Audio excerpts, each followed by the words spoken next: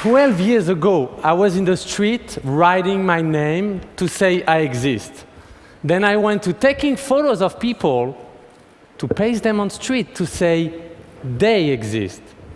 From the suburbs of Paris to the wall of Israel and Palestine, the rooftop of Kenya to the favelas of Rio. Paper and glue, as easy as that. I asked a question last year, can art change the world? Well, let me tell you, in terms of changing the world, there have been a lot of competition this year, because the Arab Spring is still spreading. The Eurozone has collapsed. What else? The Occupy movement, find a voice. And I still have to speak English constantly, so there have been a lot of change. So when I had my TED Wish last year, I said, look, I'm going to switch my concept. You are going to take the photos, you're going to send them to me, I'm going to print them and send them back to you. Then you're going to paste them where it makes sense for you to place your own statement. This is inside out. 100,000 posters have been printed this year. Those are the kind of posters, let me show you.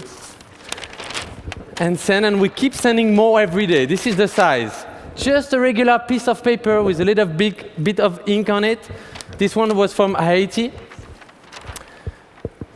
When I announced my wish last year, hundreds of people stood up and said they wanted to help us. But I say it has to be under the condition I have always worked. No credit, no logos, no sponsoring. A week later, a handful of people were there, ready to rock and empower the people on the ground who wanted to change the world. These are the people I want to talk to you about today. 2 weeks after my speech, in Tunisia, hundreds of portraits were made. And they pasted every single portrait of the dictator by their own photos. Boom! This is what happened. Slim and his friends went to the countries and pasted hundreds of photos everywhere to show the diversity in the country. They really make Inside Out their own project. Actually, that photo was pasted in a police station, and what you see on the ground are ID cards of all the photos of people being tracked by the police. Russia. Chad wanted to fight against homophobia in Russia. He went with his friend in front of every Russian embassy in Europe and stand there with their photo to say, we have rights. They used Inside Out as a platform for protest. Karachi, Pakistan. Charmin is actually here. She organized a TEDx action out there and made all the unseen faces of the city on the walls in her town. And I want to thank her today. North Dakota, Standing Rock Nation in this Turtle Island, DJ Two Beers from the Dakota Lakota tribe wanted to show that the Native Americans are still here. The 7th generation are still fighting for their rights. He pasted up portraits all over his reservation, and he's here also today. Each time I'm getting a wall in New York, I'm using his photos to continue spreading the project. Juarez.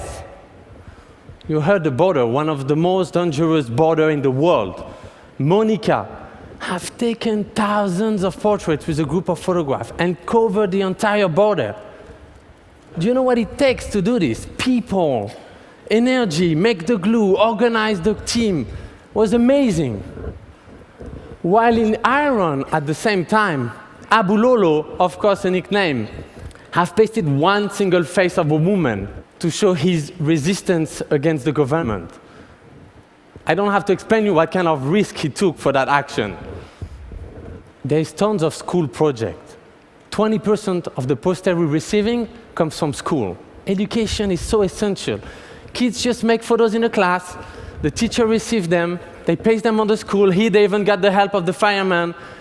There should be even more schools doing this kind of project.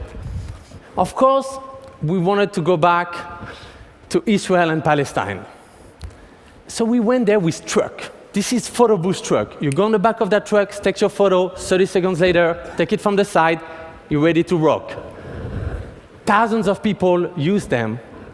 And each of them signed up for a two-state peace solution.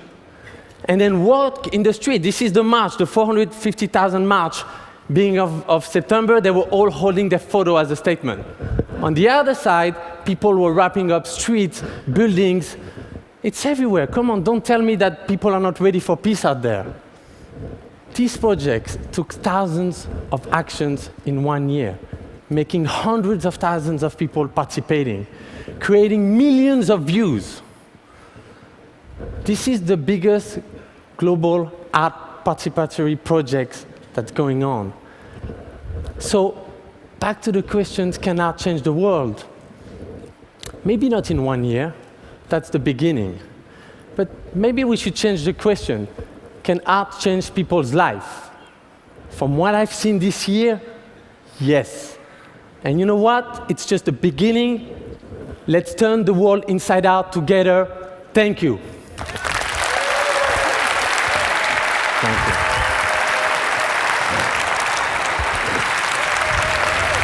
Thank you.